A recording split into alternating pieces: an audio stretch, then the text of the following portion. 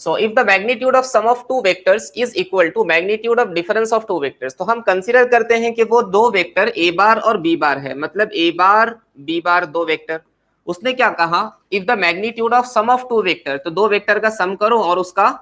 Magnitude लो, ये बराबर है किसके, is equal to magnitude of difference of two vector, दो वेक्टर का डिफरेंस, ए बी दो वेक्टर हैं, इन दोनों का difference A bar minus B bar हो जाएगा, और ए बार माइनस बी बार का ये हो गया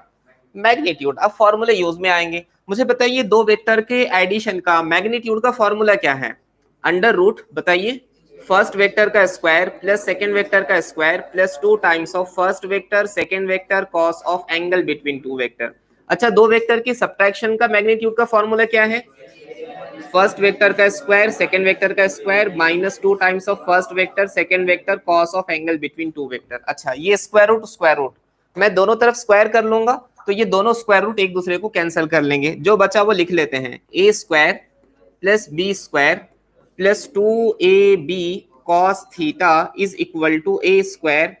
plus b square minus 2ab cos of theta. अब देखो यहाँ सिमिलर टर्म्स है, कैंसिल कर लेंगे, या आप ऐसा समझ सकते हैं इस ए स्क्वायर को मैं यहाँ लेकर आऊंगा, तो ए स्क्वायर माइनस ए स्क्वायर हो जाएगा 0, तो ये ए स्क्वायर को मैं कैंसिल कर लूं, बी स्क्वायर को मैं कैंसिल कर लूं, जो बचा है वो लिख लेते हैं, 2ab cos of theta is equal to minus 2ab cos of theta. अच्छा नवीद एक बात बताओ, ये माइनस 2ab cos थीटा को मैं इस तरफ लेकर आ जाऊंगा तो कितना हो जाएगा, यहाँ का 2ab cos थीटा माइनस बना वाला 2ab cos ऑफ थीटा, सबा जब यहाँ वाला टर्म इस तरफ चला गया तो यहाँ क्या बचा, 0 या 1, यहाँ बचा है 1, 0 1 कब बचता है, जब मल्टीप्लीकेशन या डिवीजन वाले टर्म के अंदर चेंजेस होते हैं तो बचता है 1, और 0 कब बचता है,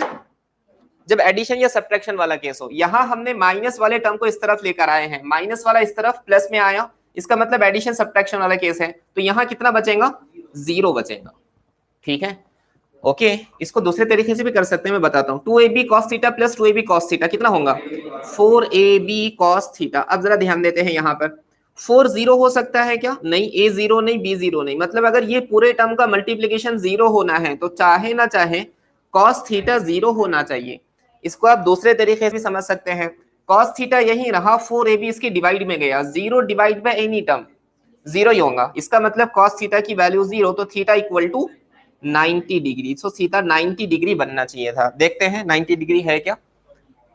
ठीक है, 90 डिग्री करेक्ट आंसर है। इसी इक्वेशन को मैं दूसरे तरीके से सॉल्व करता हूं, इक्वेशन है 2ab cos of theta is equal to minus 2ab cos theta.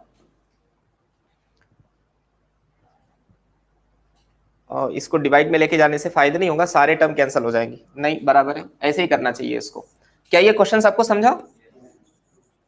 तो अगर दो वेक्टर के मैग्नीट्यूड, दो वेक्टर के एडिशन का मैग्नीट्यूड और दो वेक्टर के सब्ट्रैक्शन का मैग्नीट्यूड बराबर है तो उन दोनों वेक्टर के बीच में बनने वाला एंगल 90 होना चाहिए। हम इसको फील करने की कोशिश करते हैं, मान लीजिए पहला वेक्टर ऐसा है ए बार